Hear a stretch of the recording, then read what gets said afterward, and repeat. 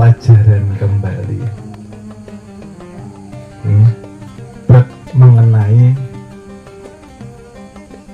mengenal hakikat jati diri, dan nanti kita juga mengkaji hakikat ayat Alhamdulillahi Rabbil Alamin di surah Al-Fatihah, ya. Jadi rahasia Fatihah nanti sedikit kita buka supaya menambah pemahaman di dalam diri kita.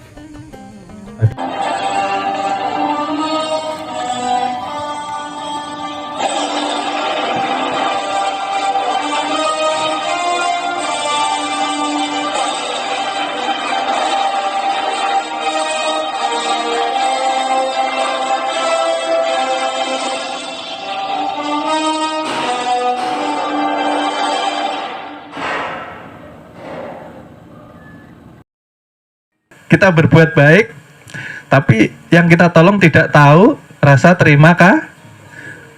Orang ini bujur lah, ditolong jangankan terima kasih, kada tahu orangnya,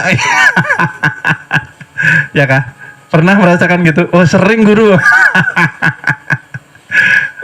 Kita menolong orang, yang kita tolong tidak tahu terima kasih, yang kita tolong tidak mengucap terima kasih, kadang malah tidak tahu, lalu hati ini sakit, ya. Artinya kita harus banyak belajar. Kalau kita sakit, ketika pertolongan kita tidak dihargai, artinya hati kita masih rigat, hati kita masih kotor. Artinya kita berarti selama ini merasa bisa menolong. Merasa itu yang jadi masalah. Di situ harus kita hilangkan, karena hakikat alhamdulillah itu yang menolong kita hakikatnya Tuhan. Karena kalau kita bisa menolong orang lain, artinya kita disayang Tuhan, kita diberikan kesempatan untuk beramal, buat bekal kehidupan nanti di akhirat, Maka ketika kita menolong orang, jangan mengharap apapun, Jangan mengharap untuk dibalas, jangan mengharap untuk mendengarkan orang mengucap terima kah? Memang zohirnya, lazimnya seperti itu, Bang. Orang tuh, orang nggak pernah belajar adab orang. Ditolong bukannya terima kasih, malah mau maki-maki. Ada ya? Wah sering, ya. Kalau kita masih sakit hati, artinya kita masih harus banyak belajar. Karena di situ kita belum panah, Junjungan Nabi besar kita, Nabi Muhammad Shallallahu Alaihi Wasallam, ketika belum diangkat menjadi Nabi dan Rasul, bagaimana beliau dipuja-puja umatnya. Waktu itu masih masa jahiliyah. Kanjeng Nabi mendapatkan gelar apa? Waktu belum diangkat menjadi Nabi dan Rasul ialah Al-Amin, orang yang bisa sebelum diangkat Nabi dan Rasul dijunjung-junjung, dihormati, dipuji-puji, ya kan? Begitu diangkat menjadi Nabi dan Rasul, akhirnya bukahan. Umatnya larian, menjauhi, mencaci maki, menghina, bahkan sampai mengancam membunuhnya, karena membawa ajaran yang bertentangan dengan orang-orang jahiliyah. Tapi Rasulullah seperti apa? Ketika dicaci, dimaki, dihina, diancam, Rasulullah tidak membalas, Rasul tidak membalas kejahatan orang itu. Dan Rasulullah tidak sakit hati dengan cacian-cacian orang. Kenapa bisa seperti itu? Karena Rasul sudah mengetahui hakikat alhamdulillah, bahwa hakikat alhamdu ialah al-hayatu Muhammadu Rasulullah. Alhamdu itu ialah hakikat diri ini loh sebetulnya. Maka dikatakan di sini bahwa alhamdu ialah kesempurnaan tajalli Nur Muhammad yang nyata kepada diri insan. Ini wujud alhamdu. Ketika mengucap syahadat pun disitulah hakikat alhamdu tersimpan secara zahir dan batin. Oleh sebab itu, ketika mengucapkan kalimat ini menyadarkan kita bahwa ternyata kita ini tidak ada apa-apanya,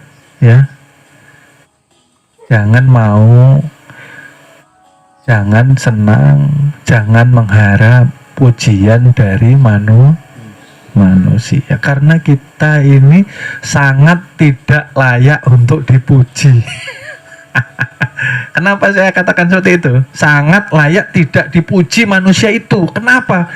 Coba seandainya Tuhan membuka aib semua manusia. Coba.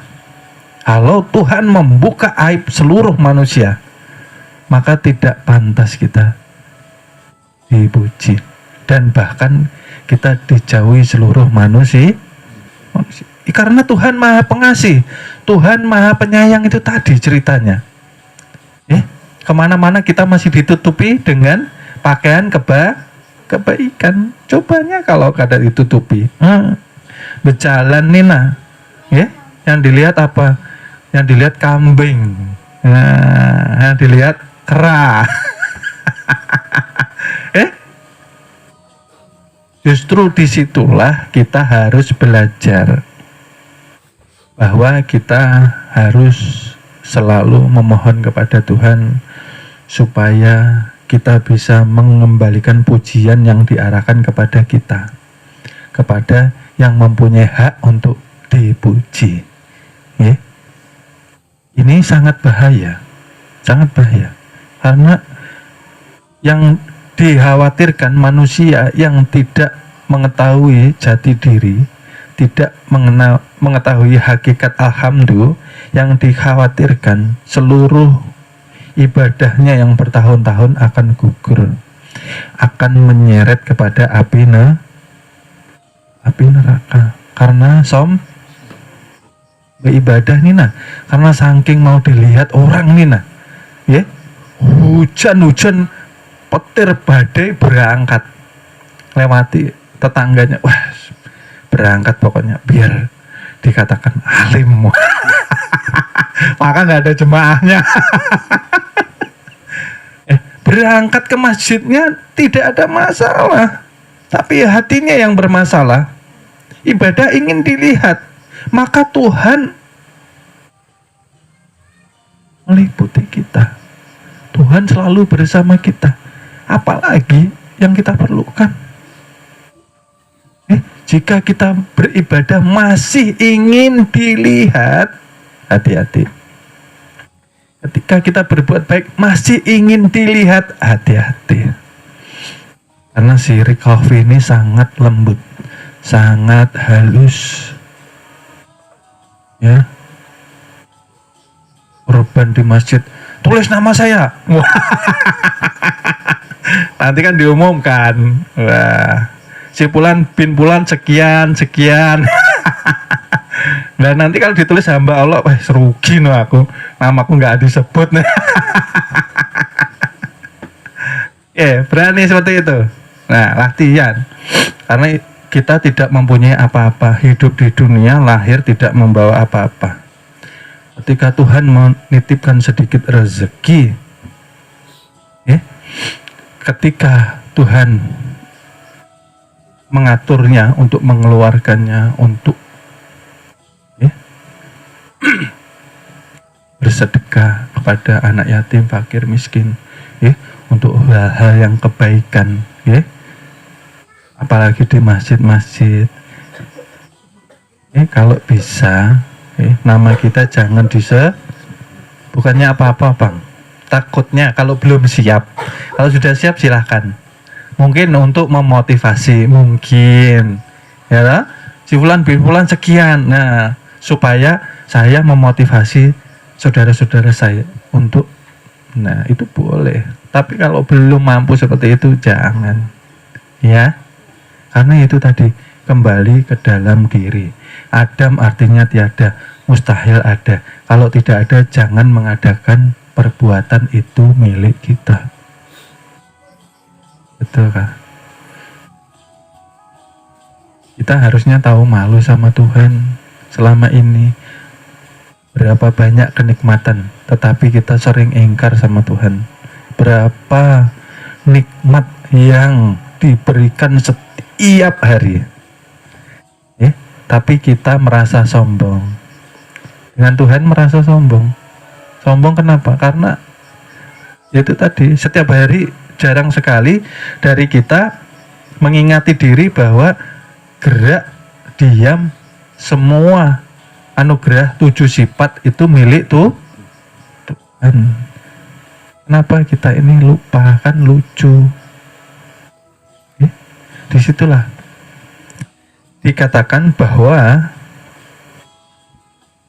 ketika bagaimanapun kita dipuji, kalau sudah mengetahui hakikat alhamdulillah yang tersurat di dalam Al-Fatihah, hati kita tidak akan goyah dalam bersyukur kepada Allah Subhanahu wa Ta'ala. Secara syariat bersyukur seperti apa? Gunakan kesehatan untuk taat sama tuh. Kenapa itu? Maksudnya kenapa?